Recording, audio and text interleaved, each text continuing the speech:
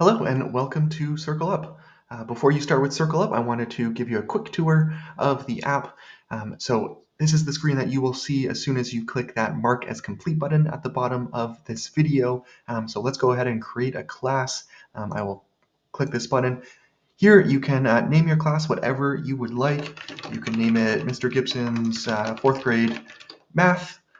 You could just do Mr. Gibson 2025 to 2026.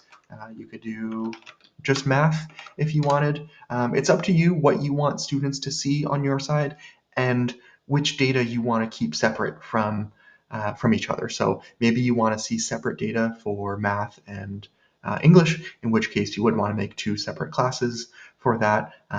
Or if students have multiple teachers, then you're probably going to want to put your name on that class so that they don't submit data to the wrong teacher. So I'm going to go ahead and do Mr. Gibson's fourth grade math, and hopefully that is good enough, and I will create that. So I created my class. Sometimes I have to give it a refresh for it to show up here, and there it is. I get this code that I can share with students so that they can access my class and all of my tools, and so that I can access the data that they are submitting to me. So let's go ahead and go into the dashboard now.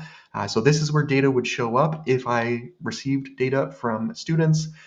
Any of their data would be right here. I can look at that data, analyze it, and then redesign my instruction based on what I learn.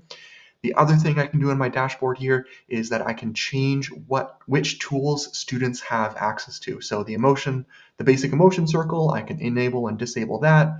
You can see that if you disable everything, it's going to tell you gotta have at least one tool enabled. Otherwise, students can't do anything. They can't submit any data to you.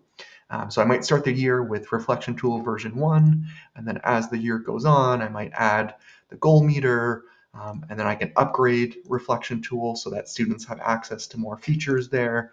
Same with the goal meter, so on and so forth. I can also downgrade if I am finding that version 2 is a little bit too complex for my students. I can change this at any time, and students will only see the tools that I want them to see. Another thing I want to point out is the resources up here. You have access to anything Circle Up related, from training, background notes, anything related to design, or if you want to print any of our tools for classroom use or turn them into a poster or something like that, they are all right here in their original clean PDF version. Okay, that is all for now.